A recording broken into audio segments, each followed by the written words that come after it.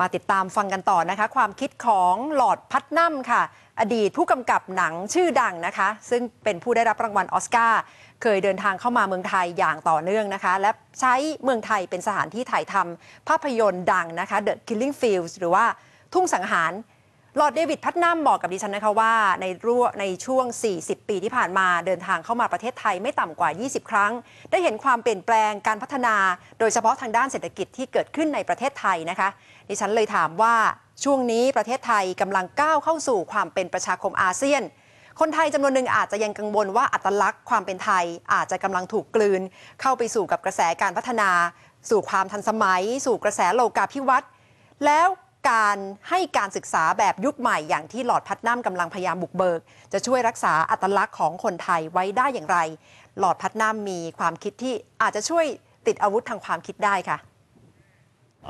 I think that one of the great dangers of the modern world is the sense there's a false choice that either you are a modern person and reject your culture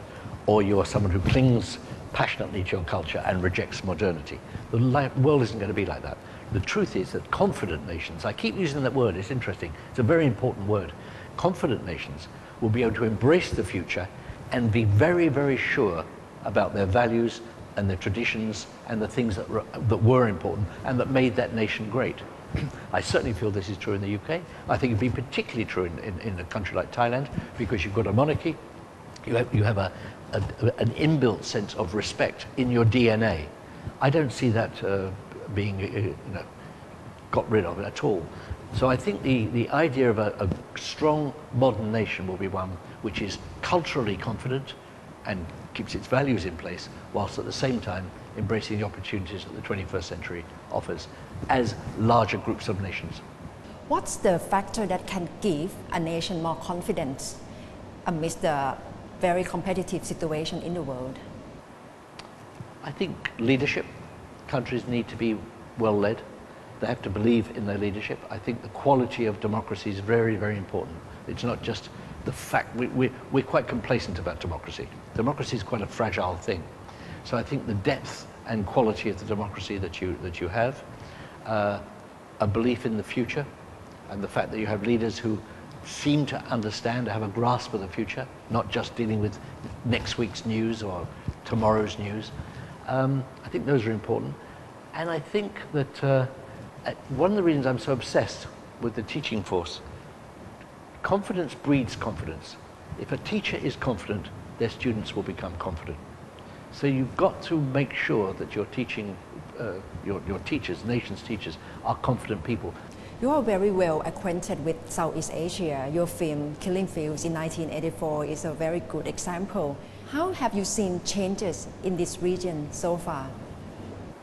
It's been dramatic in some senses. I mean, when I first came to Bangkok in 1966, this was a city of klongs. It was a klong city. I moved around on the water and I was really enchanted. And then when I came back to work here in 82, 83, obviously a lot of changes had taken place. And then I've seen those changes. It's been up and down a bit. I've just watched a nation develop. But what I love about the Thais is their sense of their Thai-ness. The Thais are very specific people. And I had a dream at one point. I never did it. There was a marvelous book, Dependent. And I always thought it would make a marvelous, fantastic television series, which would be really interesting in the West, to understand what that culture was,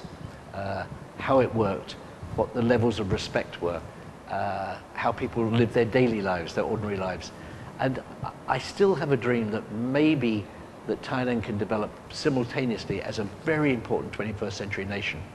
but that the rest of the world can understand where that came from. You know, in Britain, we're seeped on television, absolutely seeped with our Elizabethan history. I mean, it's an everyday occurrence, or our, even more recently, Edwardian history. I'd like to feel I could live even maybe 1 week of my life in Thailand in the 1840s, 1850s, because I think if the West understood what it was, they'd have a deeper appreciation of what it's become. Why do you think if the West understand history, the essence of the country that will be good for Thailand I just strongly feel that the West doesn't understand what an extraordinary culture existed in this country 200 years ago. It sees the Thai smile and it knows that you're very nice to tourists and the weather's nice and you have a fantastic harvest 2-3 times a year. But it doesn't really understand where Thai culture came from and where that particular attitude to life came from. And that is demonstrable. I mean, we are able to make, you have very good Thai movie makers. It is absolutely possible to find a way of allowing the audiences to identify with that. And that will enhance our confidence and it would enhance identity. your confidence in terms of where, absolutely, it would enhance your confidence of where you come from. And you're then able to say, I am one of those. I am a direct descendant of those people, of those struggles, of those changes, of that development, of